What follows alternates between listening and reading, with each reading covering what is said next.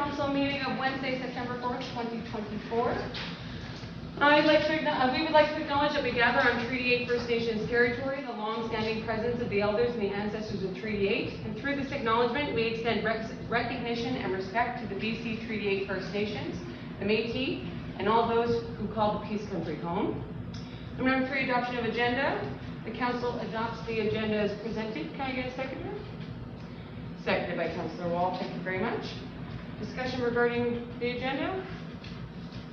All those in favor? And that is unanimous. Very much. Okay. Item 4, adoption of minutes. 4.1, the council adopts the minutes from the special meeting of council held on August 14th, 2024. Can I get a seconder? Councillor Wall, thank you. Discussion regarding those minutes? Okay. All those in favor of accepting the minutes? That is carried. Thank you very much. 4.2, the council adopts the minutes from the regular council meeting held on August 21st, 2024. Seconded by Councillor Woodall. Thank you very much. Discussion regarding the minutes? Councillor Rebel. I would like to point out 3 pieces. So essentially I believe that, and if I may, in 4.1, I had asked for my opposition to be noted, where it just is left blank, and I can provide this afterwards for the corrections. Okay. Under 6.3, I was actually opposed to the annual report, and I requested that that be noted as well. Okay, thank you. And then later on in 8.4, I had actually abstained from that motion, and I asked for that to be noted as well. Okay. Those would be my 3. Well, I asked for it to be noted. His name will be noted. They have requested that in the past. Yeah, I thought that was a no-no. Rules in that, according to the training. Therefore, I put the motion to amend those 3 pieces. So you would like to, well, when we accept them, you would like to accept them as corrected, yeah. Mr. Anderson, do you have a comment? No, just to make sure that we've got the corrections, someone, because we don't have our. Yes, no, they will be, they'll have to be on the camera, yeah. Okay. I am recording, I hope. Thank you. Councillor Wall? So I was in the same meeting. I don't recall who seconded the motion for the annual report, but it was not me. Okay. And I was also opposed to the annual report, and I did request that motion. It does say carried unanimously. Okay. So if we could just figure out who seconded that and change that and put me as opposed. Okay. That would be great. Okay, perfect. All right, any other remarks or comments on the minutes from August 21st? Okay. All those in favor of accepting the August 21st, 2024 minutes as amended? And that is carried. Thank you very much. All right. Item number 5, introduction of late items. None. Oh, yes, right. Look at this. I'm like already messing myself up. 9.5, yes. Introduction of late item 9.5 from Ford Front Energy regarding a letter of support. Can I get a seconder on that? Councillor Wolf, thank you. Any discussion regarding adding that to the agenda? All those in favor? And that is carried. Wonderful. Thank you very much. Okay. Delegation. 7.1 wants to read it. I'm done. The council here's the update on Northwind's Wellness Center project from Isaac Hernandez. Seconded. Seconded by Councillor Wall. Thank you very much. All right, Mr. Hernandez, the floor is yours. Come on up. Oh. You want the podium? We can pull the podium out if you want. That's fine. Wonderful. Thank you.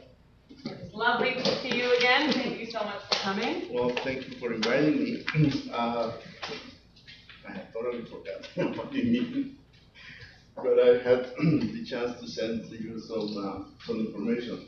So, for the sake of time, you have a written summary that was written by our housing consultant, Marshall Latif. So you can read through it. However, I would like to point out a few things on it. In point 3.1, second bullet, forming an advisory board to guide the decision making. We decided at the beginning of this year that we were going to create a totally different organization, And that is due to the fact that BC Housing requires that they have a clause in their bylaws that says that the lessor cannot be the operator, sorry, and Norwin Wellness Center owns the property.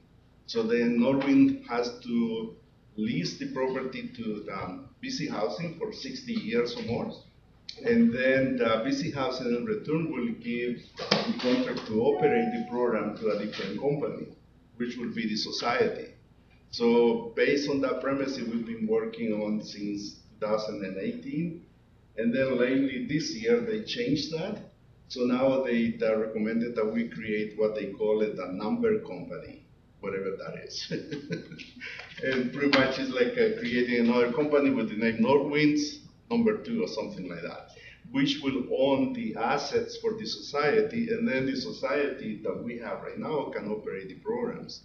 So we're still in that debate. However, this advisory board will still exist, because the initial idea to have that in place was to have a program that is created by Northerners for Northerners.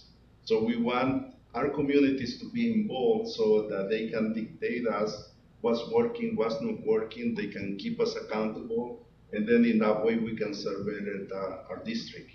That's the whole idea behind that. So the creation of the board, which I was supposed to have in place by now, has been put on hold until the end of this month. We'll have another discussion with our advisory group. And most likely it's going to be just an advisory board for programming, because we no longer need to have the second not-for-profit organization that we thought we had. So that's one of the points that I wanted to clarify. Then in point 3.2, the third bullet in there. So our programs will aim to continue the way that we have been doing it over the last 28 years. However, we'll put more emphasis in documenting what's the traditional medicines that we have in place. So our elders go into the bushes, they take our participants and our counselors, they collect funguses, they collect different medicines that they use. So we will start documenting that for the research purposes. So that's one of the emphasis that the Ministry of Mental Health and Addiction requests from us. Since this is the first center in all of Canada that will have all these programs in place under one roof, so they have requested that we become open to research and academic institutions across the nation. So that's the purpose of that. And in point 3.4, the education institutions that we are partnering with is the Northern Light College for the trade programs, and they have created, as I had mentioned before, 3 different trade, they call it tiers. Oh, yeah. Yeah, 3 different tiers. And the first one is a program of 8 weeks that the participants will do all in line, and they will just doing some exercises so the college can assess their level of learning that they are at. So we get a person with grade 6 education, grade 8 education that wants to become a carpenter, then the college will prepare them so they can succeed in carpentry. So instead of having chemistry, biology, and all those courses, they will just take basic math, reading comprehension, and courses like that. So there will be a second tier of the program that is a 12 weeks program that they will go to the college and work with the faculty there. And eventually, the idea is that they will enter the carpentry program. So the 2 trades that we're going to start with for the supported recovery housing is carpentry and automotive mechanics. And that's a suggestion from the college because they said that it's easier to set up. So that's what we are heading to. And also we are partnering with the Quantum Polytechnic University for the agricultural program. That program has been put on hold because the teacher that was leading the research, she left the school and they are short of staff. However, they are still working on it and the intention is still there. We have a partnership signed with them. And what they will be doing is teaching all the animal husbandry program in the area, as well as we'll be raising chickens and goats. Start with that because they are easier to take care of. but eventually we will move into all the animal husbandry program. We are part of that is also the sister program out of West Mobile First Nation, because we're gonna develop our medicinal garden. So we might grow the chamomile, sage, sweetgrass, and all these medicines that we use. And the twin sisters have an excellent program that they will be leading and helping us with that. So those are the items in there that needed attention. And then under funding and number 6. So we have several rounds of funding, and this is what we had initially set up to do, and we've been inviting Northern Health since 2018 when we started the design of the facility. They never came on board until about 5-6 months ago, and now they want us to change the whole system because this doesn't qualify according to the new guidelines. So that's been another delay that we had. We were ready to break ground at the middle of June, and then we had to face the BC Archaeological Society because they wanted us to have an assessment done of the whole property. And that will delay us at least 3 months more and $18,000 in cost for us to conduct that. But there is a lady that is quite proactive at BC Housing, and she's part of the team that's working with us. And she wrote to them and explained that the ground has been disturbed already in the property. Nothing has been found. And then she managed to get a copy of the previous assessment that had been done in the property. And with that, the Archaeological Society said, okay, go ahead. But when you are digging the ground, you come across a piece of pottery or whatever, then you have to stop, let us know, and we will decide if you guys continue or not.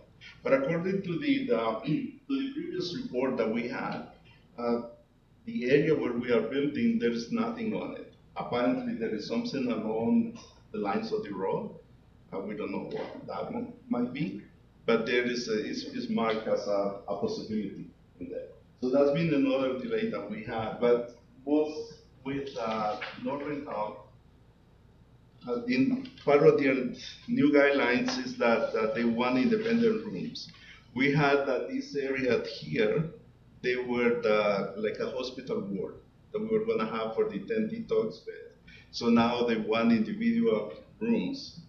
And if we put 2 persons per room, then we need to have 2 full washrooms for them, according to their new guidelines.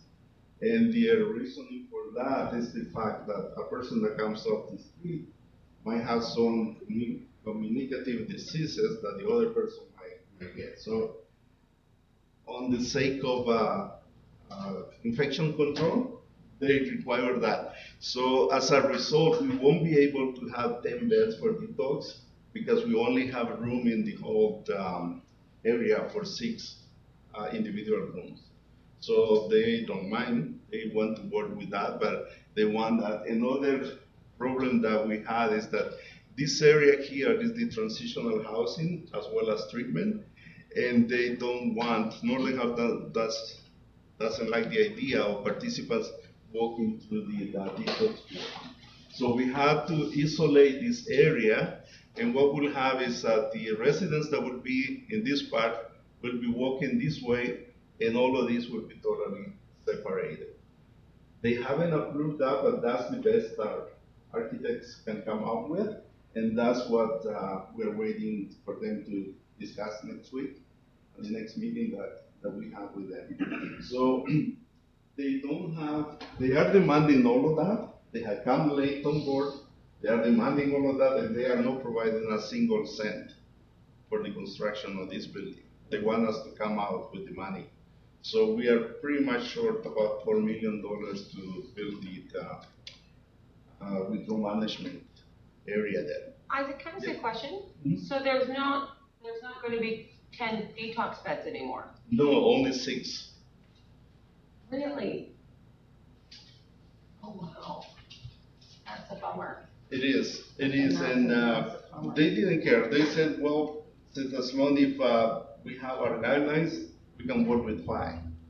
they are actually asking us to go with 5 because in all the regulations that have changed, it used to be that there were 4 patients per nurse, and now they only have 3.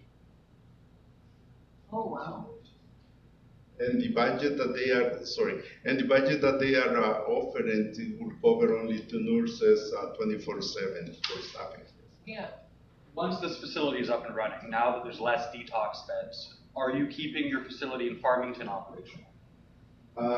We can use it as a transitional place. The board is not getting rid of that property. They haven't decided yet for sure. There are several ideas in terms of that. One of them is to do single parents treatment. So a room can be assigned to a single father or mother with a child or 2 children. And while the parents are in treatment during the day, then we can hire an early childhood educator to work with the children, and in the evening the parents can take care of the children. So that's one of the ideas that the board is inclining towards. The other idea that we have is temporary housing for those professionals that will move up here or from wherever they are coming. So for, let's say, 3-4 months until they get settled into the community. So that most likely is going to be the primary use for that. However, yes, we can use it in that, and that's one of the points that I should bring to the board and see what they say. Yes. Councilor Will? Yeah, so the other one you mentioned looking down the road into animal husbandry and stuff, and with your current, like, so you looked into animal husbandry or one of the programs you had, so where are you guys looking at doing that? Because right now your current facility is within municipal boundaries and there'd have to be some alterations to municipal bylaws for that to happen at that current facility. But are you guys looking at keeping your facility in Farmington and doing the animal husbandry out there? That's the idea, because half of the property, we have 150 acres there, and half of that could be used as a farming land. The other half is not used for farming. So that's where we're planning to run part of it. We might have a small garden here, like for vegetables and stuff, but that's something that Leonard Hibbert is looking into it, because we have to consider the bylaws and everything else for that. Councilor Wall, do you still have a question? I do. The question is, when this facility opens eventually, I asked the question wrong the first time. Yeah. How many detox beds will Northwinds be hosting in the Peace River region? Will it In be the Peace River, just those 6. just 6? Yes, 6, yeah. Okay. You've had quite the change happen since the last time you were. Yes, we were aiming for 10, and Yeah. even 10 was too little, but that's what we could afford in terms of the funding and everything that we were planning. And So- it's still gonna have I know the original bucket list program is sort of having the detox and then moving into sort of a transitional housing and working with Northern Lights College and then getting them into trades or, different things, where when they leave the facility, they're really looking at new work, they're looking at new lifestyles, it's sort of coming with all those. Is that still very much the plan, or has that been kiboshed as well? Yes, it's still, this part here is what First National Health Authority is sponsoring, Okay. the transitional and treatment beds. So this would be 10 units. They can be doubled up. We can have 2 persons per room in there. Okay. But initially we'll work with 10 because that's what FNHA has given us. Yeah. And they don't like the ideas of us doubling up, because they say then we don't have any more money to support that program. However, there will be a lot of flexibility in this, and if we go back to the previous one, so this area here is going to be the transitional and the treatment. Okay. This is the withdrawal management area or the detox, and this area here is a combination of housing as well as treatment. Okay, good. And in the middle area, in this center here, we had to adjust that because all of the funders, starting with BC Housing, they said that we were allocating too much space, common space, and they didn't have that much. They said that based on what we are sponsoring for you to build, you can only have 3,500 square feet of common space, which is very, very little. And our idea is to run the recovery community center in that area, where the people can come from the community and receive assistance there. Let's say somebody cannot afford to stop working to go to treatment, they can sign up with counselors and come during the evenings or during the weekends to receive assistance. If we want to run a yoga session, to say something, then it can be run out of there. Yeah. Programs like Smart Recovery, the Celebrate Recovery, the religious background, or variety for indigenous people, then those programs will be running there. And I already have two persons in training doing the learning living experience adapted therapeutic communities, that they will be leading that particular program there. So going back to the funding there, the Ministry of Mental Health and Addiction has approved us $2 million a year, and that is to support the withdrawal management as well as the recovery addiction program or the center. They call it the Junction, and pretty much is exactly what we have designed, because we started designing this. Then Street to Home, an organization in Vancouver, took that concept. We developed it for the Vancouver area. Then the Vancouver Coastal Health looked at the program, they fell in love with it, and they decided to create their own, out of the research that we have done. So now we have the program that is called the Junction Cafe in Vancouver, and now the Ministry of Mental Health and Addiction wants to duplicate or to reproduce that in all the different health authorities. So we will have to use the name Junction for that, because they are branding that. And there is sense in that, because if a person moves from Vancouver into this area, they were part of the program, or the Junction program there, and they see that there is another program here sponsored by the health authority, then they can feel confident that they will have the same type of services that they were getting there. And that's their idea, and why they want to reproduce the Junction concept across the province. So they want to have at least one per health authority. They are already working one in the west, and we will have the one here in the east. But they are not providing funds to build the center, and they have specific requirements for that. So what Mactar is doing, our consultant is doing, is trying to work out a way that we can have, because they had to pay lease. If there need to be a lease agreement if they are not owning the site. So then what we are trying to do is get probably a loan for $3 million, and then pay with the money that they will be paying for lease out of the operations once the place is functioning.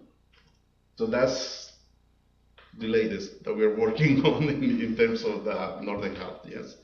So last time we spoke, the timeline was construction would be beginning in the summer of 2024. Yeah. So it sounds like things have changed, and obviously summer is now, or ending now, and we haven't seen that. Do you have a time frame here of when you're now expecting construction to begin? Well, we're planning to break ground next week. Okay. But because if we lose this month, then we have to wait a full year. So if we can get that, but the first phase, all of this area has been tendered already and approved, so they are ready to start. And with BC Housing, as you can see in there in the report, we have got the provisional project approval has been done, which is the third level. BC Housing have 5 different levels of approval. And the third one, that's the season one, and we just got that at the beginning of August. So now it just had to go, they're still debating whether it will go to the executive committee or whether they will bypass that and go to the treasury board. And that's the last level, so they can release the funds, but it's been approved. We don't have the money in our hands yet, but it's been approved. So once this groundwork, the foundation is done, everything will be prepared for the rest of the building as well. Then over the winter, because this is gonna be modular, the housing component, then over the winter, they can build that in the factory, and then in the springtime, they will just come and assemble that. But we need to break ground this month. Yeah. Sooner rather than Otherwise later. we lose that, We'll be stuck for another whole year. yes. You have a question? Yeah. Well, I don't have clarity around this subject, and I think some other people are wondering for clarity around it. It regards admissions, and if a person enters into a treatment program, are they required to stay through it, or are they able to voluntarily withdraw? Oh, no, nothing is mandatory. We'll be receiving the people are all at different levels. Let's say, for example, that the police pick me up totally intoxicated in town. They bring me here, so there will be nurses 24/7 that will assess my condition, and that's one progress that we have done with Northern Health.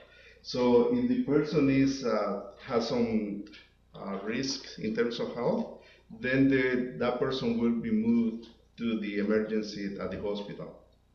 Once the person has gone 48 or 72 hours and is out of danger health-wise, then they will come to here. But the nurses and the doctor will be doing that call. So that is in terms of the withdrawal management.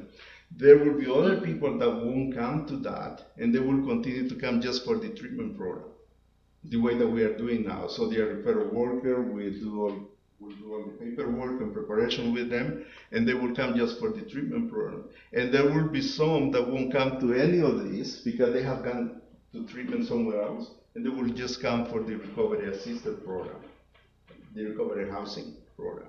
So they will be coming at the different levels, and we are aiming that the medical personnel will be defining what level of services this person needs. But they can come at any time, and if a person comes to the withdrawal management and they say that I don't want to be in treatment here, I don't like the indigenous component that you guys have, or whatever, right? Whatever reason, then we'll keep them in a safe place until a bed becomes available wherever they want to go for treatment.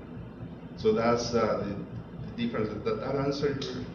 Well, it fundamentally leads to the question of community safety and security, and the question comes from somebody experiences a crisis and comes to the center.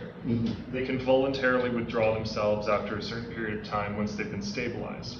Then that person might not have a plan of what next to do when they're put out the front door, and then they end up in POOS. And that's a question of quite a few people here in the community. And it's the question of that kind of overarching view of, okay, what does this person do next? So I've heard from some folks that live in the village about, well, what happens to that person? They end up, they've been trucked all the way out here, they come, they don't commit, or they maybe follow through, but then when they leave that front door, if they don't have a plan to go somewhere next, the concern is that these people will end up kind of staying within the village, and people have concerns about that. So what's the plan to ensure community safety for these individuals? We don't see that as an issue, because even before COVID, people that will come from other areas, that will happen only with the locals, but normally they have family members and places to go. Those that come from outside the Peace River, let's say, they provide an emergency contact that will pick them up in case they self-discharge or if we discharge them, because we have those cases as well. Very rarely, but we have those. Now, when COVID started, then we had to implement a different situation for that.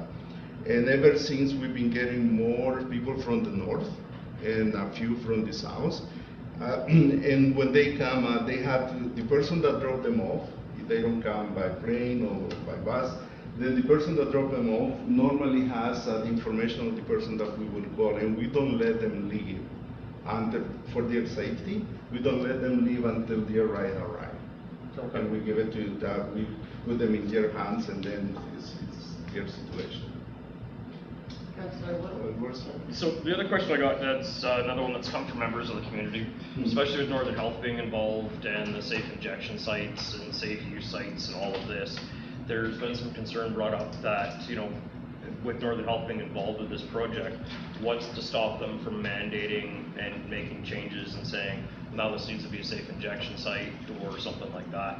Because I can guarantee that's something that majority of the community is quite opposed to having that within our community, right? So that was one of the concerns that's been brought to me is, because I know it's not necessarily your intent, but, you had great intents with the building and everything else. The Northern Health kind of came in and kind of put the thumb down and said, well, no, if you want this, you need to do this.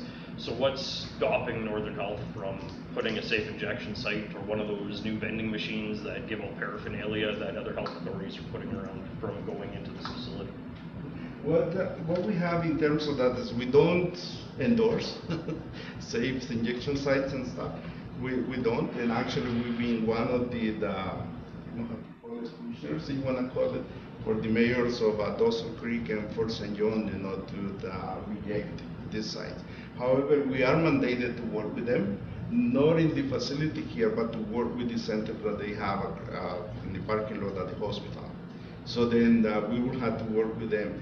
We do have a new drug that is called Sublocade, and normally a person that has been into heavy drugs and is withdrawing from that, now they just have an injection every month or so. And for the last 3 years, it's been happening in Farmington, so they set up an appointment and a nurse goes from the hospital and provide the injection to them over there, and it's just once a month. And normally the people that are in Sublocade, they are just pretty much off. One of my counselors was still on that 4 years ago that she came to work for us, and it's been a year and a half since she stopped. So we'll be working with people that are still in that sense using legal drugs, but not here. Yeah, that's a different aspect when it's, something like that where they're weaning somebody down and it's controlled by a medical professional. Yeah, it's a whole other thing with the safe injection where here's your little baggie. No. Like that's something I know the community is very much against. I can say 100% that it won't happen because you never know, right? Especially with the health authorities. However, we are developing agreements, service agreements that our lawyers are working that with Northern Health, and others with BC Housing, and others with FNHA, because we had to protect ourselves in terms of that as well. So it's not a definite answer, but pretty much I don't see that as a problem. This is my last question, and this comes from a concern from the neighborhood on the north side of the highway there. When construction starts taking place this month, heavy machinery and vehicles will be traveling down the residential streets into the neighborhood instead of off of Briar Ridge Road or the highway, which isn't a residential street. Is there any plan or any chance of making a plan that Northwinds would consider changing a construction access out of the residential neighborhood and onto the highway or the side road that's Briar Ridge? In terms of the construction, we haven't discussed that. This is new for us. In terms of once the facility is functioning, yes, we did approach the Ministry of Transportation for that, and they suggest not to use the highway entrance because of the conditions of the road and whatever. What they said is work through from the previous access road that you guys have, the north side, and then once the highway get fixed or expanded, they have committed that they will create the 2 lanes, turning lanes on both sides into the property. But that's for the function of the program. In terms of the construction, we haven't discussed that at all. But that's something that I can bring to to Synergy, who is the primary consultant, to talk with the constructors. I really appreciate that, thank you, because the concern is coming from wear and tear on the village infrastructure. It's a very narrow, steep road that goes down there too. And we did send a report to Sandy in terms of that from the architects, explaining what the discussion with the Minister of Transportation has been. So they should be in file somewhere in there. You know, I can dig it out and send it. And the only other concern, just kind of building off Councillor Wall's concern that I've had members of the community bring up that live in that area, is once the facility's operational, are you going to have, ambulances in and out, and so if there is, heavy ambulance traffic in and out, and what's the traffic level gonna be like? Are you anticipating, I know it's kind of hard to ballpark, but based off the facility you have now, what you guys know, are you expecting, like 100 vehicles a day, 25 vehicles a day kind of thing? Because I know there's been concern about ambulances and the additional noise once the program's up and running. No, we did conducted a research, and it turned out that the level of traffic that was available when the Peace River Heaven was functioning there was more than what we will be having in there. So that's another area that the Ministry of Transportation considered as well. They asked us to go back into the records and provide information on how that was being handled. And in terms of ambulance, there won't be there will be more than what we have now. This month actually will be the 22 years I've been working at Norwind, and I probably have seen 3 trips of the ambulance into the center in 22 years. So having said that, the access is very minimal, but I understand that there will be people coming in intoxicated. However, what we are working with Northern Halls is the transportation issue, because if we run the Junction Cafe right here, then we need to provide access for those persons into the day program that Northern Hall has a network in those. So we are discussing already about the transportation, and we have a volunteer system that we use, and we have our vehicle as well that we use to move participants around. And what they are considered the ICMT, I believe it's called, the Intense Case Management Team at the hospital. So Northern Health is considered to incorporate their services into transporting the participant. So it won't be ambulance. Most likely it won't be. It'll be van? Yeah. Yeah, it would be a van. No, it's just like all our staff at the center, they have to have the business insurance in their vehicle, so then they can transport persons to emergency or to appointments in their own cars, and we are protected with that. So the center provides that, so because it's cheaper for us, to provide mileage than to use a 15-passenger van for one person. Well, Isaac, thank you so much. I definitely see that there's been some unplanned changes that have come up, but I think your positivity and your resilience has been a huge help at keeping this going through all these crazy changes, and I look forward to seeing you guys breaking ground. And just thank you so much for coming out and allowing us to ask more questions and just taking the time to keep us up to date on the adventure that you have taken on. Yeah, I've done a good job in keeping you guys informed, but in fairness, there's so much to do. However, you have a timeline there in the last graph that you received. If any question comes out after, just feel free to email me, and I can respond to that. And in that way, I have no excuse. Yeah. I have to respond. You've been really, really good. You've done great. You've managed to make it out each time, and we appreciate it every single time. Don't forget your stick to the computer. Make sure you pop it out.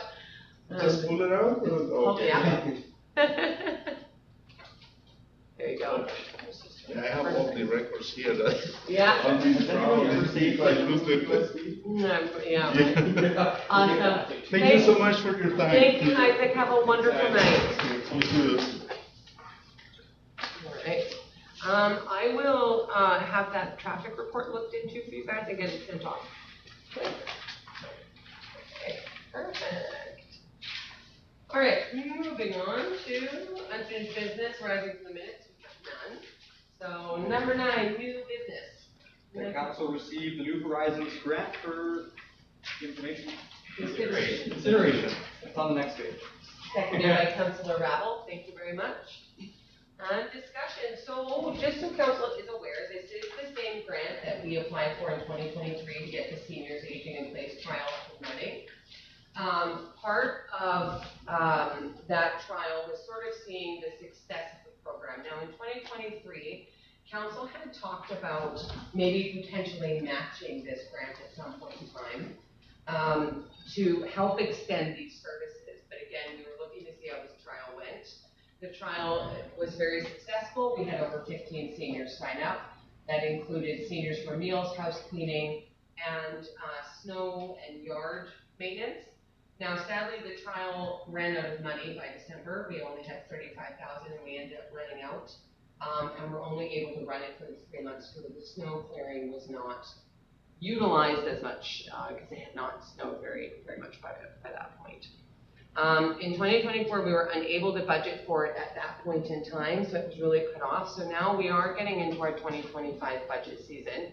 This grant is available for us to apply for, and if council would like to budget a match of $25,000 towards the Seniors Aging in Place program, we could budget for that this coming season. And I have spoken with Rena, and there are funds available if you would like to match, as it is a part of our OCP.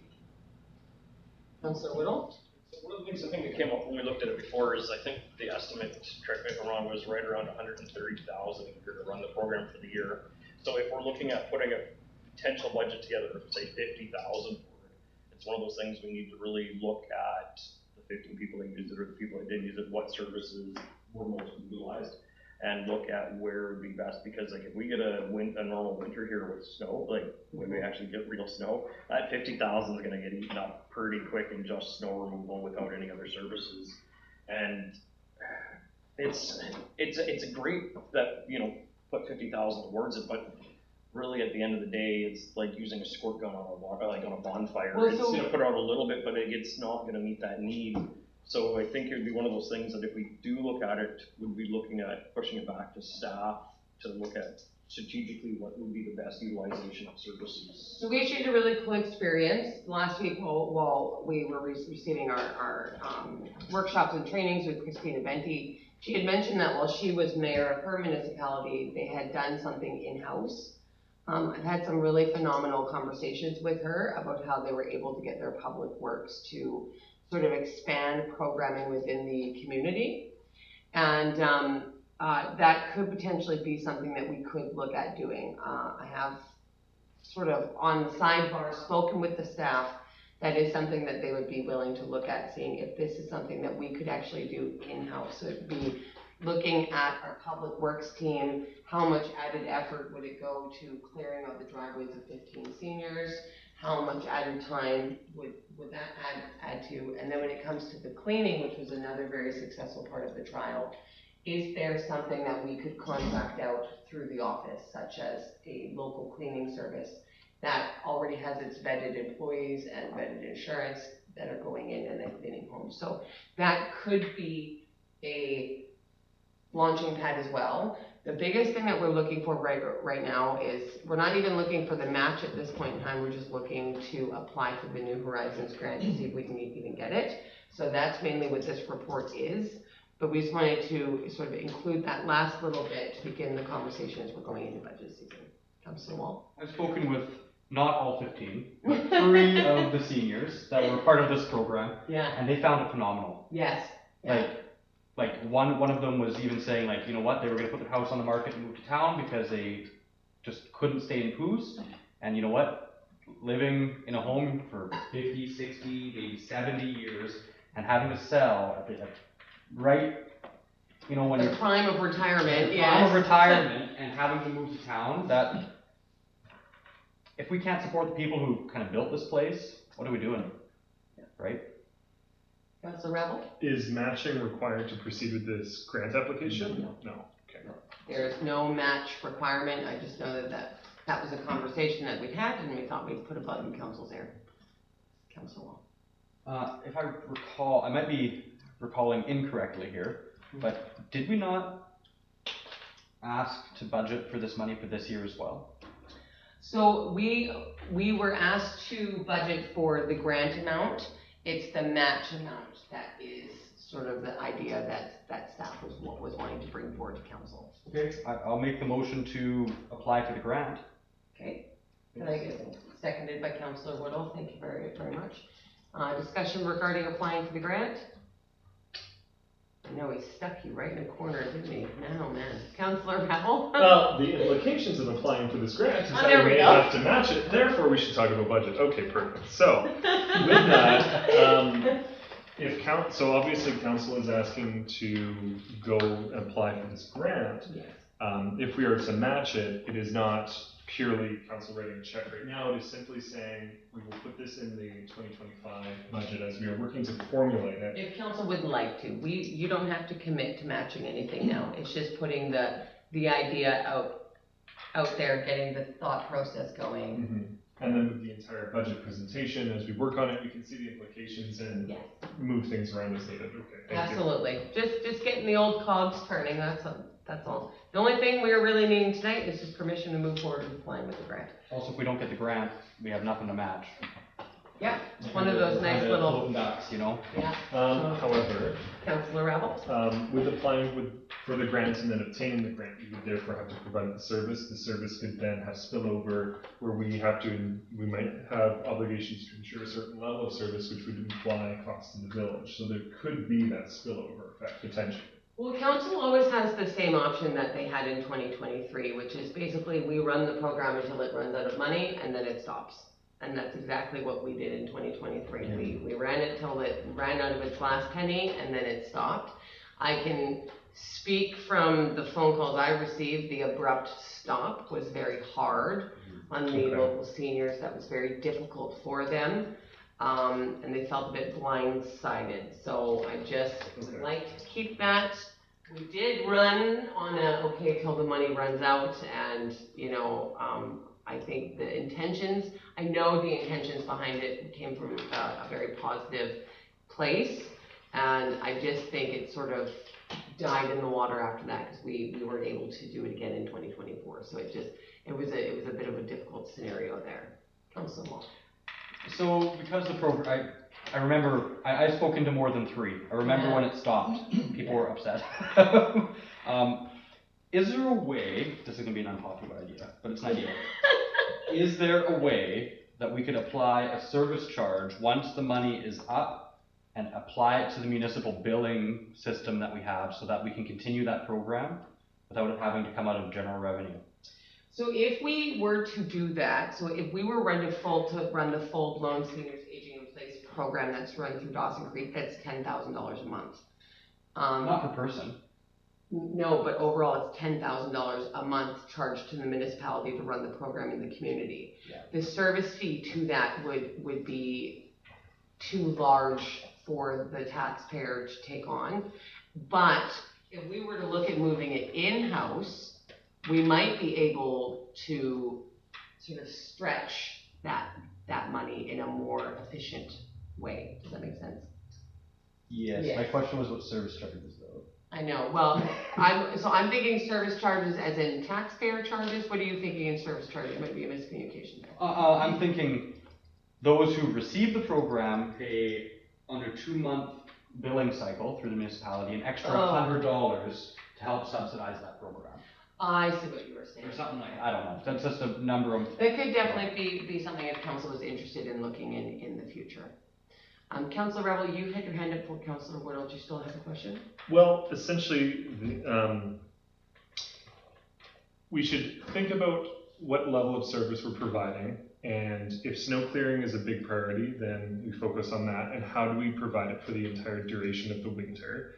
And then the piece on top would be the cleaning. And then there was the meals piece, which I don't think was as successful. How should we go about assessing what the needs are of the community and then essentially ranking them in such a way where instead of providing it all 3 or 4 or 5 tiers of service for 3 months, we can stretch it out and provide the most necessary services for the entire duration of the winter, like snow clearing for 6, 7, 8 months, and stretch that out in-house, and then the cleaning service contracted out, and then the food service, right? We should go about it that way, stretch it out for the whole time, so we don't have this abrupt stop. And I would say the snow clearing makes a heck of a lot of sense. It's good for emergency responders to get into a house if they need to get in there. It's good for the folks to get out and get active if need be. I've known of people who have, not in this community, but in other communities, who have passed away while shoveling their driveway from a heart attack, right? So it is a serious thing, right? And it can be a matter of life and death. Anyways, that's what I'm getting at, is we should Yeah. think about stretching the service out. Don't forget that we did do a survey. We did a Yes. survey at the Yeah. beginning and a survey at the end. So actually, that data that was collected in 2023 would be used for basically exactly what you are. For formulating it. Perfect. Councillor Wood? Yeah, so 2 points. One with Councillor Wald. I do believe when we provided the service, there was a service fee involved. It was a reduced fee that the end Supplemented, users paid, so we supplemented the cost, so there was some fee there. The other thing is this is great and all, and it's great that we're looking at it as a community of what we need to do for our seniors, because, you know, we need to look after our seniors. The other thing is that we need to look at lobbying the province a little bit harder and a little bit more to help cover these programs, because we're not the only ones looking at it. These are regional districts absorbing a good chunk of cost. For the people in the region, Dawson's absorbing a good chunk of cost. And ultimately what we're doing is we're saving, we're helping prevent people from going into long-term care facilities or care facilities, which then puts the burden back on the provincial government and on the health authority. And we're taking stuff off their plate. And the more we take off their plate, the more they're gonna let us take it, right? So I think part of this as well with going for these grants and stuff is to, again, revisit, I know the regional district looked at this a while ago, is revisit, talk with Dawson, talk with the other municipalities, and a united front back to the province and lobbying the province to better fund these programs. And maybe bringing something to the NCLGA next year and getting it Well, to even UBCM look would for be- UBCM for next year, because really at the end of the day, it's great, you know, I got grandparents that are utilizing the program in Dawson Creek and, you know, the Better Homes, programs and stuff like that, which are awesome. But again, it's at the end of the day, we've only got a pot this big, we can only stretch it so far, and if we start spending our money on ultimate provincial responsibilities, it's gonna give us less money to do what we need to do, right? So it's great, I'm all for going forward with this, I'm all for budgeting to match it, looking at what we can do in-house and stretch it out as far as we can. But I think the other part of that is we need to work with neighboring municipalities and strongly advocate to the provincial government to pull their head out of the butts and look after our seniors. Yep. Okay, I'm gonna take Councillor Wall's question and then I'm gonna call the question. It's my understanding that when we go down into UBCM, Mhm. our conversation with the Minister of Health and Northern Health is regarding, It is regarding all of these. it's regarding Yes. them pawning things off to us. Yeah, Oh, it is. yeah, okay. The only thing we haven't done is we actually have not put a resolution to NCLGA in hopes of getting it to UBCM. We've been Conversation privately, first, and then. we've been, privately, I guess, sort of lobbying on behalf of our community, but I think what Councillor Whittle is referring to is much bigger and sort of bringing it to those government conferences and the attention of UBCM and seeing if we can get approved for it, so. Would a letter to our MLA help with that? Wait until after the election. We still have an MLA right now, that could respond. We do. Well, gentlemen, let's start with the Horizon Grant. This is definitely something that's gonna be coming up over the next couple months, so keep it in your bonnet. And we will continue forward. So, all those in favor of allowing staff to go forward with applying with the new Horizons Grant? And that is carried. Thank you. Do you have a question? Actually, I want to add to this, if we can, another motion. Also have staff look into, getting the ball rolling on advocacy with our neighboring municipalities, for provincial advocacy. So at least start to get the ball rolling on it, so it's on their radar. I know it's gonna take, we've got some time. But I'd like to get that at least on staff's radar now, so it's one of those things that they can start looking into when they're having these conversations with their counterparts within the other municipalities and around the region, that they can start kind of cultivating this a bit more, so that when the time comes, we can actually, you know, hit this full force or hit this with something. Councilor Woodall, I'm just looking for some clarification. Would you like staff to write out a letter to all of the neighboring municipalities in the PRRD, bringing up this concern, asking for letters of support? I would like staff to bring back recommendations, ultimately, bring back recommendations on how to best proceed with advocating for seniors aging in place. And that gives them a little bit of leeway to kind of do what they need to do and bring something back to us. Can I get a seconder on Councilor Woodall's motion? Councilor Johnston, thank you. Discussion? Councilor Rabble? The main kicker is funding, right? Okay. So it would be a united front of the local area saying, Well, province, yeah. help fund this program, don't put the burden on us. Okay, thank you. We go down to UBCM and, you know, with all the, like, we get this we can get this going for next year even, right? You think the time we get regional district directors down there, you get councillors from all the municipalities. That's a good, people, and we put a lot of ground in it, right? And it's something that really, who in their right mind is going to say, oh no, we can't look after our aging population? That just makes us all look like a bunch of, Nobody's against I it. can't say that word on camera, but yeah. Okay, all right. Any other questions? Anybody call the question? All right. All those in favor of having staff bring back some recommendations on how we can move forward with lobbying the government and working with our neighbor municipalities, NPR. And that is unanimous and carried. Okay, wonderful. All right. Moving on, 9.2 recommendation. Council receives a draft letter of support for the Canadian Kidney Foundation for consideration. Can I get a seconder? Councillor Woodall, thank you. So just to let you guys know, so the staff have drafted a pretty basic support letter for council. The reason why they didn't go too kind of crazy with it is the staff actually really liked this initiative. And they actually made a comment that they thought it would be something really cool if the village supported it. So sort of paneling the staff around was, well, this is actually really cool. Like, they're not all guaranteeing they're going to run out to donate a kidney tomorrow, but they thought it would be a really cool initiative for the community to cover. So they sort of slammed together a letter of support, but I think their passion was actually behind trying to kind of see if there was any interest in council actually taking part in this initiative, really. I know that we had sort of discussed it before and yeah. Councillor Rattle? Not to stand on precarious ground, but can we then defer this for future negotiations? Well, if you would like to return this back to staff to bring you some more information on how. No, it makes sense. Yeah. It makes sense. If I may. The intent of the letter, my understanding previously was saying, this is a great program. Yeah. Thank you. But then the next piece of, in regards to negotiations with staff, that would be something that would have to be conducted in due time. Yeah.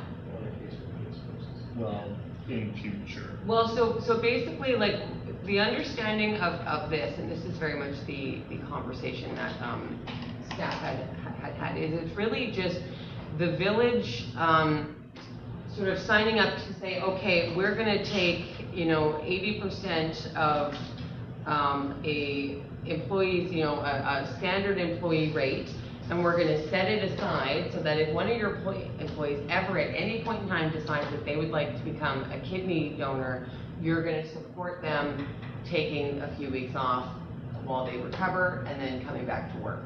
So that there's no penalty for them or no loss of wage, because that's one of the biggest things that's affecting people donating kidneys. So it's not us we don't need staff to sign anything, there's no agreement between us or staff, it's just the village who's going to be signing up to take part in this initiative by setting aside a specific number of funds. Councilor Wall? I believe we should have staff look into their insurance policy to see if this initiative is already covered under the insurance that's provided. I don't want to go down this rabbit hole bargaining outside the collective, but I really do believe in this program, but I also really do believe that staff is already covered if they wanted to donate a kidney. I don't know what they do. So, Councilor Rattle? For the member opposite, I wouldn't want to spend exhaust more staff time on this matter. I think that sending a letter of support saying this is a great program, and then in due time, when negotiations are conducted, this absolutely can be, this potentially could be a part of that discussion. And I think we leave it to rest at this time. Okay. All right. So what does staff think of the support letter? What are we thinking? I mean, staff, what do council think of the support letter? Sorry, I'm wearing all these hats. Councilor Ravel. Just a quick one. I think we've got the information we need. I think the first 2 sentences are probably good enough. I know that's very true. Well, my only worry is that if we send the first 2 sentences, they're going to be like, perfect, they're signing up. Because it's a bit, it could be construed in oh, they're in, perfect, let's send them the whole package. So I think that was their concern, is that when they only had the first two, they were like, they're gonna think you're all in. So if you would like a specific adjustment, we could continue to kind of work on it. I think, as I said, staff sort of like looked into the program, and they really, really liked it, and they sort of wanted me to bring that back. Are you arguing that 3 sentences is too long?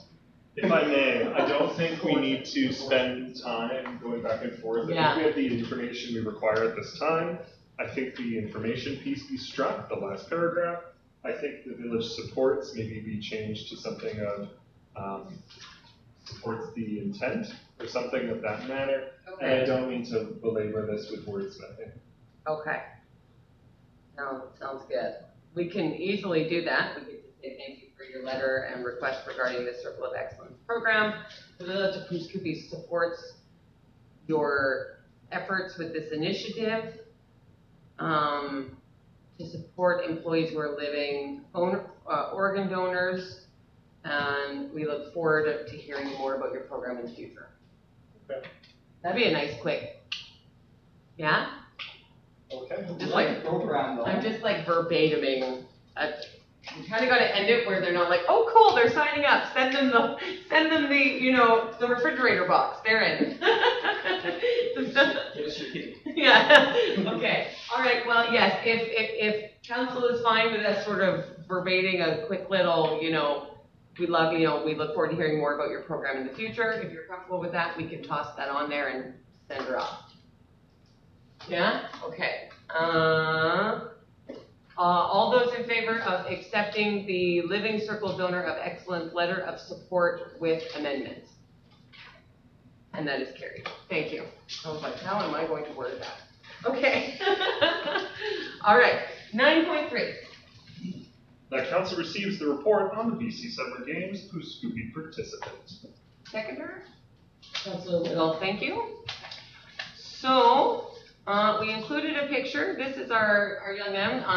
Staff reached out to his mother. She was more than happy to have his name released and his picture. It's the second from the left. His name is Tyson, or yeah.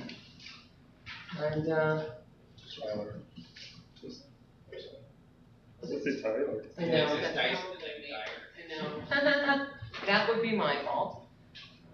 Who's Tyson?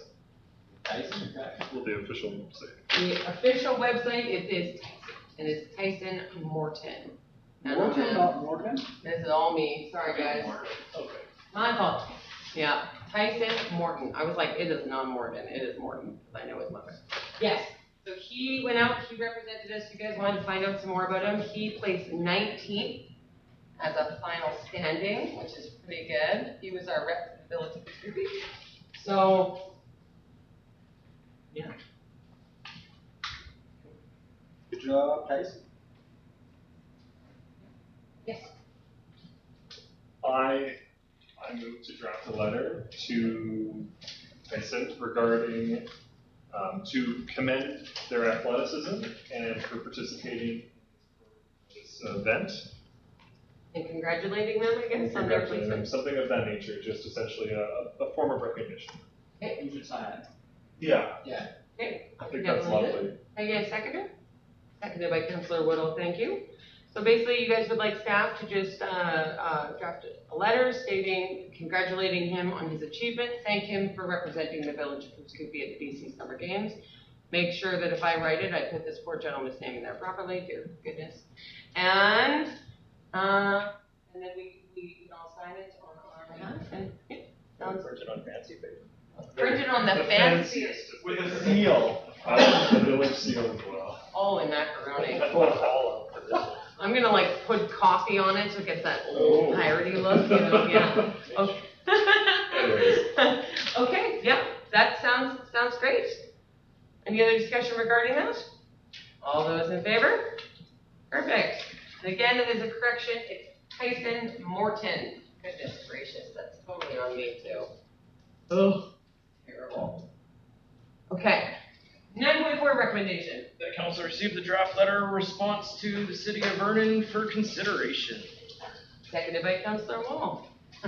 It's also on me, so feel free to find any spelling mistakes, really. I'm just like, no, I was not killing the Well, game. Vernon is spelled correctly, so we're good. Thank goodness. I read through it, it's good to get to the Are point. you happy with it? I like it, yeah, I like it. Okay, Well okay.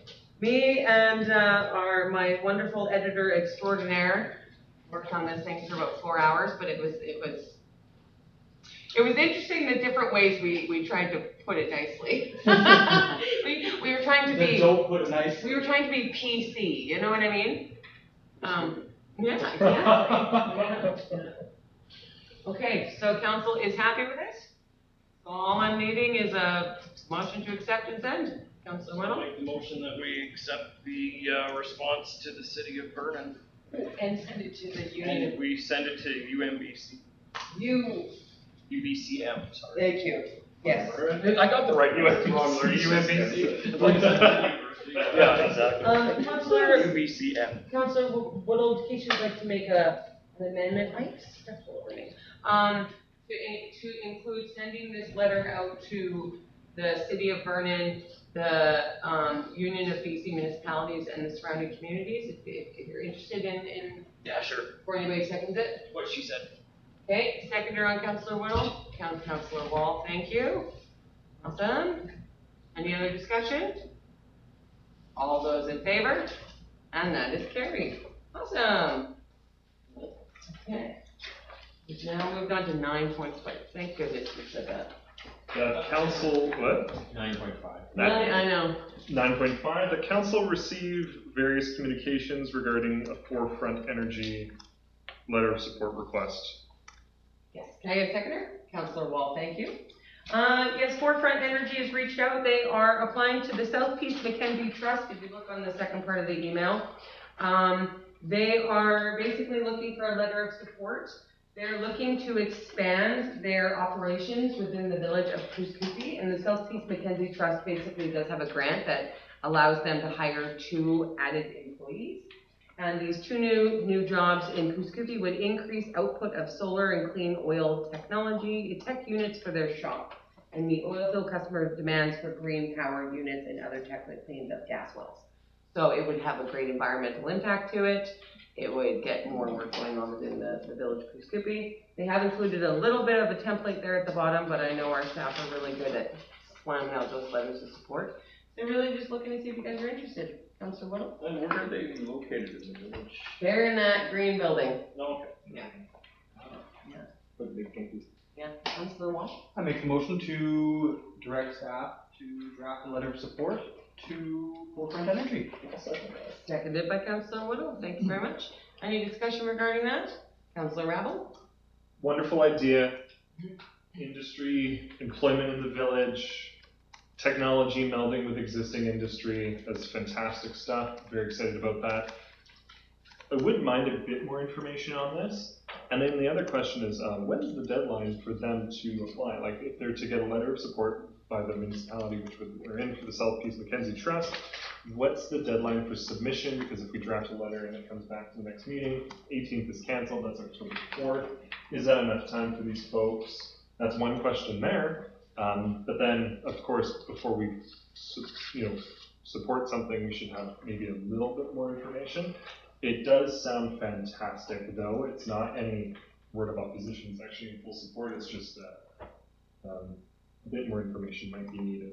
And what kind of information are you looking for? I'm just asking, because down here it does say, here's a brief intro to the project we've outlined for the South Peace Mackenzie Trust. So it's 2 new full-time staff here in Pouskoupi, 1 parts manager, 1 admin assistant, proposing to hire 2 assembly techs that build solar units on a full-time, up to 50% hours now, at Shop and Poos. Benefits, and the request from the South Peace Mackenzie Trust to fund about half the cost of these people employment for 1 year to help with their early growth stage of their new kind of manufacturing business. Is there any specific? Not specific information. With a late item to now do a letter of support, it makes this is a good topic to do a letter of support of, but there may be space for rumination. However, I do really support this project, right? What is the deadline for submission to this grant? Yeah. That's kind of my question. Okay, perfect. We can definitely figure that out. Okay. Any other questions? I think really it would probably be best if council wishes to go forward with drafting the letter of support. We can find out when it's needed by, and then I can get back to you, or staff can get back to you sometime this week and let you guys know, and then we can kind of decide going from there, really. Sound good? Okay, all those in favor? And that is carried. Wonderful, thank you very much. Okay, next. The council will accept all correspondence as information. Look at you. All correspondence. Are you seconding that? Darn right. Okay. There's no other information people like to talk about? Okay. Sounds good. No discussion? All those in favor? And that's carried unanimously. Wonderful. Okay. Resolutions done, bylaws none, administration report. We currently don't have a CAO report, but I can imagine we'll have one by the next one. The action items haven't really been updated. So these are the action items we had last time. There's not any updates to them. I just kind of, yeah, it was a weird week. I just thought it was a great week. So anybody want to ask anything specific on that you would like to look into for the action items that you've been pondering on? Oh. Councillor Rowell? OCP next steps report on September 4th agenda. Ooh, yes, I have an update on that. Okay, so what had happened is at the last meeting with the OCP, we sort of waived that public consultation in public because last time we didn't have a great turnout. We moved it to virtual, so they're now doing the virtual public consultation. So I'm pretty sure you've seen the OCP on our website and our Facebook, and I've been sharing it like crazy. And I've been bothering all my friends and family to fill it out and send in their comments. So please go onto the Village of Poughkeepsie Facebook page, look for the OCP draft, send it out, and let people know that they can send in their comments to admin@poughkeepsie.ca if they have any comments or concerns. And then we will be meeting again with Urban Systems on October 2nd. Here's the update. I know that I didn't even put the October calendar in there. I also suck at that. I was winging it, okay, guys? It's pretty early. Okay. Anything else for action items? Nope. Okay, let's move on to capital special projects. Again, that hasn't really been updated much. Ooh. How are those dead trees coming around? Is that $10,000 tree removed? They're just, No, I'm I know. joking. Actually, with the 10,000, we brought it back to life. It was a shocking Oh my moment. goodness. That much money for a tree? Yeah. No, all the removals have come underway, and we haven't had any issues with our power lines, and the ones that we were having are now gone. So the points of removing dead trees and taking them off power lines quite handy. Multiple trees, not just Multiple not just one tree. A whole village worth of trees, yeah. There we go. It's for the lagoon project, now I just read about that. Yes, yeah, that is, we'll get back to you. We have a great guy who's working on it, so. Alright. What happened? Well, we're currently dealing with, the Ministry of Environment we're having permit delays. The permit delays. Yeah. Yeah. Yes, so we are pushing every button that we could possibly push to get the permit sent out. And we've involved our MLA. I reached out to him this week, and he is helping us on that front. And we're going to annoy them until they throw the permit at us so they'll leave us alone. I think it's a great strategy. I've been doing it for years. They won't give us a permit, so wait, the Ministry of Environment's not giving us a permit. It's not that they're not giving us the No, permit, it's just- it's that they it's, haven't completed the permit yet. and we So need- we okay, apply. So if it breaches, it's our problem, but if they don't give us the permit and it breaches, is it their problem? That is Still Still $1 however. million, yeah, still my article. Councillor Rebel? But in the meantime, we're still doing stuff. We're Yes. still moving things forward. Kind of?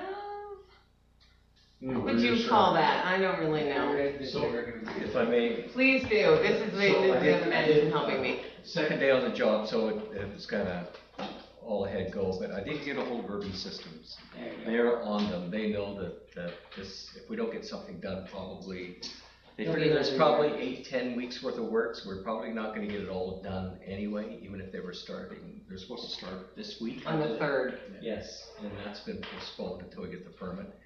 Ministry of Environment notoriously takes forever to approve things, even though I would have thought there would have been enough time because they had it on April 17th. And, but we have, as Her Worship has indicated, he's got a contact at the MLA who's going to chirp some change. And, well, of course, it's Your Worship. And so we will, we've also going to be having some conversations with Urban Systems on some concerns I have as potential maybe some delay costs that keep coming up. I have to get some more information on what that means if we delay the project. So we're working as feverishly as we can, I guess. Councillor Woodall, by the way, I've known you for 20 years, for somebody to call you your worship, it just, I can't help it. So 2 questions. So if that, when we have a breach, we were advised before that the fines are starting at $2 million for the fines, if we have a breach. What's the legal and financial ramification if we essentially say, to heck with the permit and we go forward with the work? Is the fine potentially less than $2 million that we're gonna get fined if there's a breach? Okay, remember, we have done, back up, we I have know, done I'm just- a lot of work. I know, on but I'm the just other kinda curious cells because it's to one of those relieve things, pressure. but it is a legit question because I know. if at the end of the day, we do the work and they fine us $1 million for going forward with the work, we're still saving $1 million if we have a breach. So that's kind of where my concern is, because we do have a short weather window, and sometimes it's, as bad as it's gonna sound, sometimes it's better to ask for forgiveness than beg for permission. Not I when it think comes this to would be a permitting. very big forgiveness. Yes. So a fine would be one of the things, but it would be immediate stop work order, and you would have to cease and desist immediately. Yeah. So it isn't about doing the work and then getting put in jail. It's about a couple of things that would happen to you, plus any other future negotiations you would have with that particular ministry would be rather tenuous, I might say. I imagine, like, there's gonna be people out there that are just gonna wonder why we just don't do it. Before they make people think the wall is made of paper, Yeah. we have done a lot of work to relieve the pressure on that final cell over the past 2 years. We've done a lot of maintenance, we've done a lot of upgrading and a lot of work, and that is our biggest repair to date. But I think that we do between, myself, our MLA, our new interim CAO, Mr. Anderson, and Urban Systems, I think we will succeed in annoying them enough that they throw the permit at us to leave them alone. That's my strategy, it works all the time. So then the other question is, how much more money are we throwing at Urban Systems? Well, that was the concern. That's the other concern, is because I'm going to be meeting with them. I'm going to set up a meeting with them to discuss all those things. yeah, because I do remember earlier this year that we approved or went forward with $33,000 or something around there, $1,000 worth it for them to administrate this program. And part of administrating the program would be, anticipating delays in permitting and Or getting the overruns and that permit. kind of stuff. So, and like, this is a multi-million-dollar project, so it's one of those, are we gonna get nickel and dime to death by Urban Systems? And that is something that Mr. Anderson is very, very aware of, and I did let him know that that would be a concern of council's and that he is going to be meeting with them and making sure that there's an understanding of delays and, expected inflation versus expected inflation. So it just sort of looking at those. Well, this project's we've already had to go over. 400,000 over budget. Yeah, exactly, and because they're looking at potentially dipping into reserves this year, like, there's a lot of overruns on this project already. Yeah. Right, so, and it's to be expected with any construction thing, but the permitting process is one of those, like, especially when you're paying a firm that deals with them on a regular basis, you'd assume that there wouldn't be, like, we're down to the 12th hour and we're still waiting on permits. Yeah. Okay.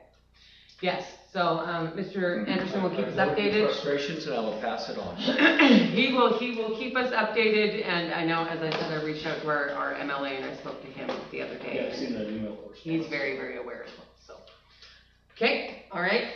Calendars. August doesn't really count. Anything for September I don't know about. I'm so glad that you're making it to UBCM. Can you please email, Ms. McNair tomorrow and just let her know so she can book your flight? Okay, that would be wonderful. The other thing we might end up having is, they are doing a few staff things down there, so I'm trying to talk one of our staff members to coming down. One specifically being some PRA workshop, so I'm gonna see if I can talk them into coming.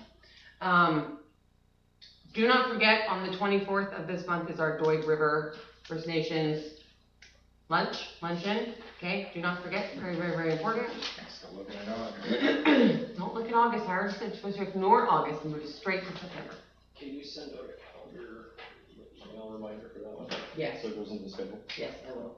Otherwise, I'll have all You're the gonna intentions keep of forgetting. going, and then I'll schedule myself to work that day, and you'll be phoning me going, where are you? And I'll be like, I'm up at scaffolding here. Okay, I will send out a calendar invite this evening, so it's in your mailboxes by tomorrow morning, okay? Perfect. Anything else for September? I'm also gonna probably have staff get your guys' UBCM stuff ready, so that you have all your flight information and the Binders, with all the resolution. That is the question. right. You like the binders with all the resolutions. I like to go through word You by like- word. yeah. Yeah. Right. Keep it Okay. tight. I Yeah. like crossing them, I like crossing ones that I don't like. Well, you've got to be. Mr. Anderson, would you like a motion for that, or can you just pop it in your bonnet that they? No, well, it's just a direction to staff to provide. So you're just looking for resolution binders of all the resolutions, or just Yeah. resolutions that are sensitive to the village? Last year, they wanted everyone in. Mine Okay, can have the that's ones, fine. mine can just have what's sensitive. Mine can just have what's sensitive to the, yeah. I read them online in all You honesty. only have one resolution, though. No, but there's still things PRV's bringing forward, Dawson Creek's bringing some forward, Fort St. John, Champion. There's some down south that are could seriously impact our agriculture up here, though. Yeah, that's a good point, actually. Yes, Councillor Ravel. And if I may, in addition, the way UBCM has changed it is they do kind of sweeping blocks of resolutions all at once, and you have to pick out each one. And they don't have those blocks of resolutions on their website. And it moves incredibly quickly. They will approve 50 things all at once. What? You've really got to get at it. Councillor Ravel, would you like to put the motion on the floor to direct staff? You know what? If they print it, I will bind it myself. No, you don't, just put it on the floor that you would like staff to put all the resolutions into a resolution binder for you, UBCM. I'll throw your airplane stuff in there too, just put, Okay. you get like your flight information. I put a motion on the floor to direct staff to produce resolution binders for the council members that will be attending UBCM 2024 Thank you. with appropriate and pertinent information. Seconded by Councillor Wall. Any discussion regarding the binders? How many? I was gonna say, do we have to choose colors? Sorry. They're gonna be as ugly as possible. I want the Velcro. I want the belt. Mine better say Pooh Scoopy on it. Oh my God. All right, gentlemen, all those in favor? And that is carried, thank you. Okay, wonderful. Okay, so now we're moving on to reports. So, Councillor Johnston, what you been up to? Oh, I've attended all our meetings, haven't been up to too much otherwise, but I did go to the summer reading program. I had my kids in town, so they got class over there, bunch of crafts and projects, spent the day over there. Other than that, I haven't done much. Okay. Thank you. Sorry, I'm just talking to our contractor who's waiting on Zoom. Councillor Ravel, what you been up to? Well, the various special meetings, as we've seen in the minutes, moving forward some business in regards to that. School is back, so please, for those who are traveling by vehicle through the school zone, please do it at 30 kilometers or less. Maintain a safe speed. School is back in session.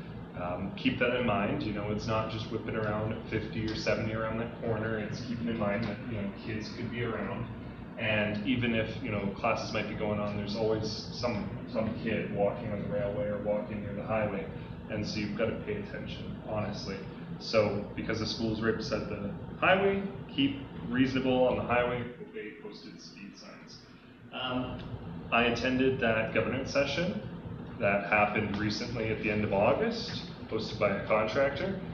The most important thing that I took away from it was clarity that council sets direction on the services that the village provides and the associated costs and the level to which the service is provided.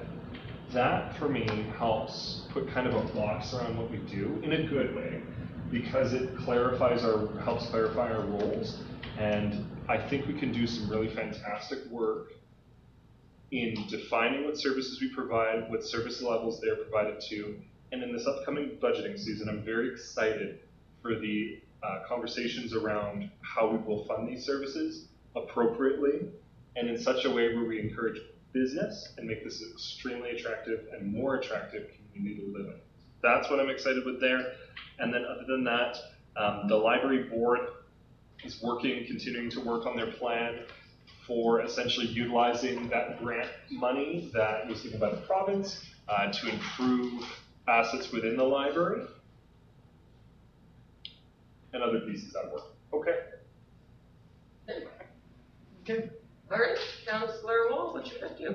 I forget which day I went to a special meeting, but then I also did not go to the one special meeting that took place at 7 a.m., unfortunately. That was Sure it was. I did attend the governance training. What I took away from the governance training was that relationships on the board might even be more important for the sake of the municipality than actually the items on the agenda.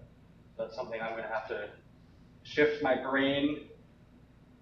That's going to be a lot of work to do, but I believe in you. Glad you do. But anyways, the relationships on the board are very, very important, and that's something I've been neglecting. So I'm glad we did that governance training, or maybe I wouldn't have realized that. The museum meeting went very well. Their harvest tea is being held on September 14th. Yay! Between noon and 4. So that's going on. I will be trying to attend it. I think that might be the day to write it down because I'm crazy. Yes. But I will be helping them set up. If anybody here wants to help them set up on Friday 4, you're more than welcome to. I also met with the Legion. They are very much looking for volunteers. If anybody in the community wants to help out with the Legion, become a Branch 34 member, that would be extremely beneficial to the Legion. And their first snitch night of the year is going to be on Friday, September 20th. Ooh, September 20th? Yes. Oh, we're going to be here. I know, we're gone. Oh. Come back on the 20th? In the evening. It's going to be a rush. Oh, is it in the evening? You could show up. I may drive crazy. Mind you, we don't have to cook supper that night if we go for sure. You can also eat on the plane. Have you flown from Vancouver to Dawson You Creek? don't get food. You get a cracker. Pretzel. 2 crackers. Okay, what have you been up to, Councillor Little? Other than governance training last week, and seems like an endless array weekly of special meetings. Okay, I get it. Yeah, that's about it. That may harder, gentlemen, really. Okay. Well, we just say we don't follow schedule. We radio special. Special meetings, yeah. What about I've been like unbelievably busy. Just so Mr. Stavro is aware, I always email off my mayor's reports. If you don't feel like you have to type it, I will email it to you. Yeah. August 23rd, I met with Director Hebert of the PRRD just to go over some happenings in the community. August 27th to the 28th, I attended the governance training.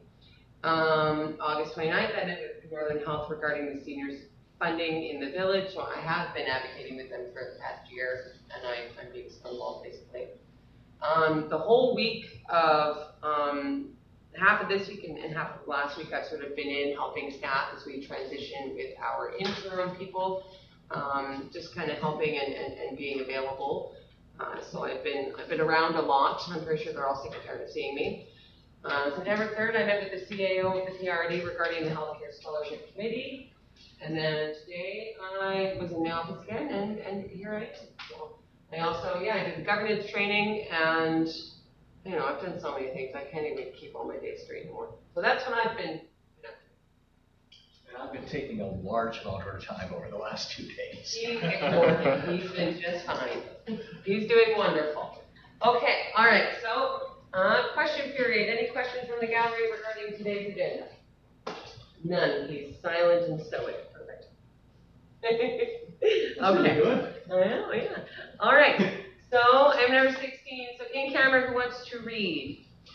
The council, I'm not gonna read all of it. The council moves the in camera as per section 91 CCCCM. Labor relations and other employee relations, 4 times, and then a matter that under another enactment is such that the public may be excluded from the meeting. Seconded by Councilor Whittle. Any discussion? All those in favor? And that is carried. Okay. Wonderful. So we will take a 10-minute and then move into the close.